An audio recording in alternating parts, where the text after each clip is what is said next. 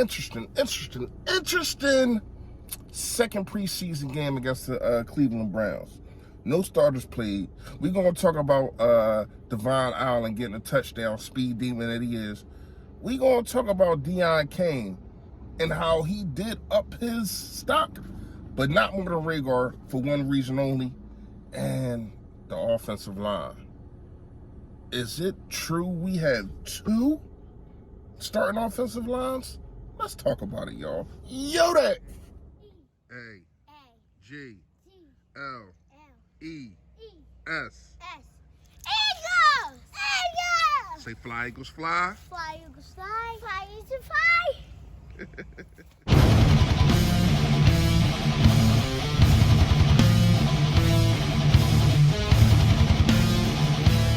You thought Chris Carter told the Rookie Symposium once, you always got to have a fall guy in the NFL. So I think Vincent Herzog is your fall guy there. Well, I don't know who the fall guy is, but Devon Allen, the Olympic hurdler, look at him celebrate. Yo, that man, you know who it is. You know what it is. Your boy, Philly Fresh, a.k.a.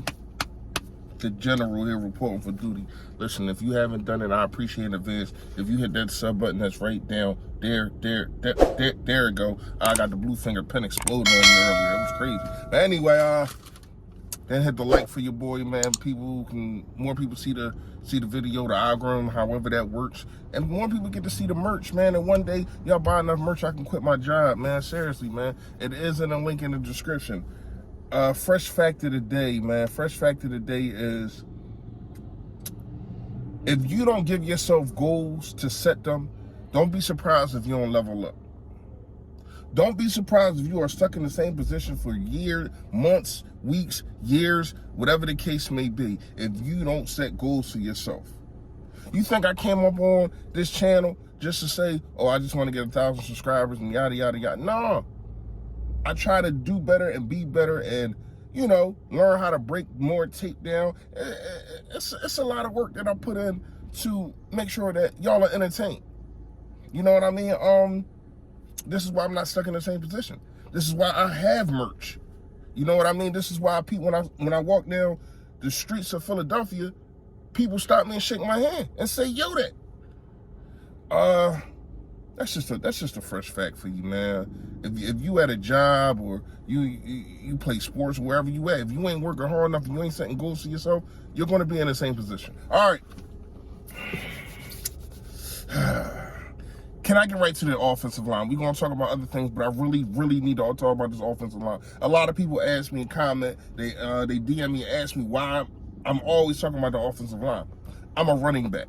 You know what I mean? I played running back, and I know how fortunate you can be or disfortunate you can be from having an offensive line and not having an offensive line. This second string, yes, they went against second string defense. I get it, I understand it. But when you look at it, most of these guys, I'm not saying everybody, I think a guy like Jack Anderson got some work to do. Even a guy like Jack Driscoll, the two Jacks, he got some work to do. But a lot of these guys can go on at least 10 teams to start. Especially Andre Dillard, the way he's looking right now. Andre Dillard, it looked like he finally got his man, but he looked like a different person. If it wasn't for the number, I didn't even know that was him. He looked like a boss out there. Yes, once again, against second strings, I get it, but he was holding his own.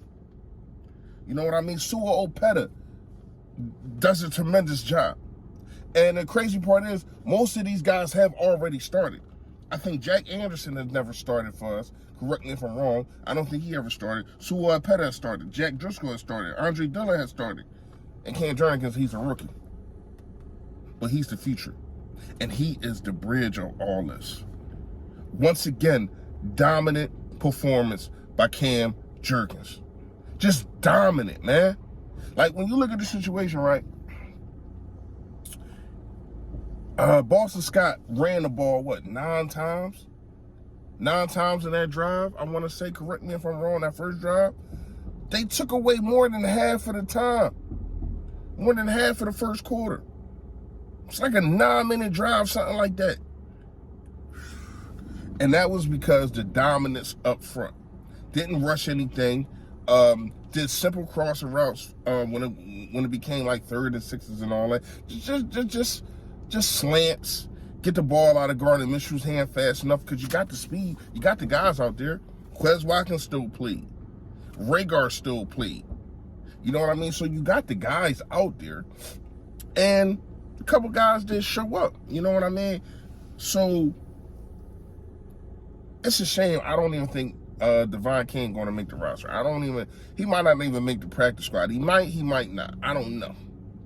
But I, for damn sure, know he ain't not making the roster. This kid definitely speed. They want to know if he can catch. He went out there and dove and caught. That's only one ball that was put out there for him, but he went and got it. When we seen other guys not do that, he went out there and got it. Then we want to talk about Deon Cain, man. Deon Cain. Been hearing things about him in training camp. Not enough to make a video about, but I did hear some things about the kid. He goes up there and he gets those 50-50 balls. This is what we wanted out of J.J. Arcega-Whiteside, who is not here anymore. But I'm seeing tweets, Elliott Shore-Park specifically, saying that he's upped his stock past Rhaegar. Let me tell you something. Rhaegar is not getting cut. A first-round pick is not getting cut for the Philadelphia Eagles.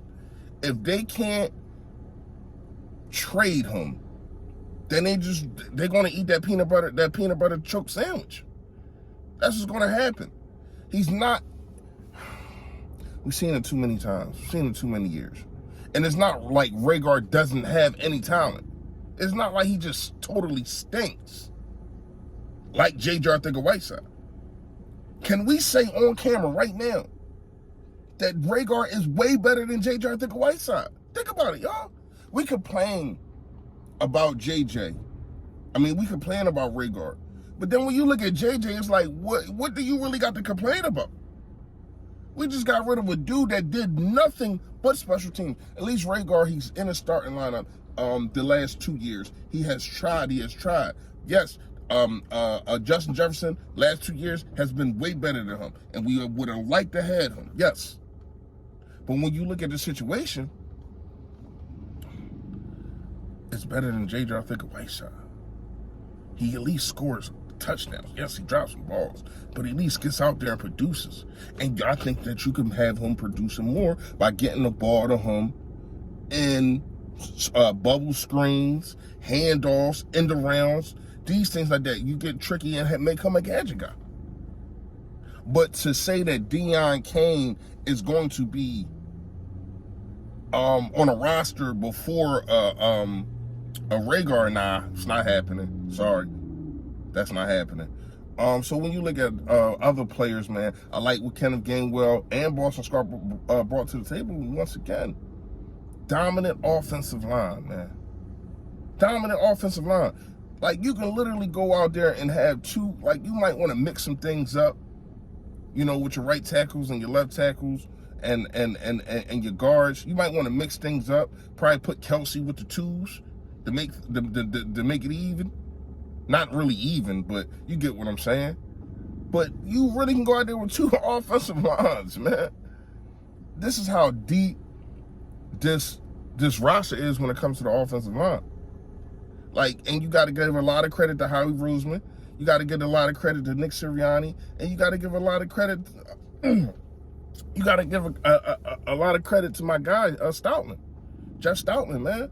You got to give a lot of credit to these dudes, man. They pick, developed, and these guys performed.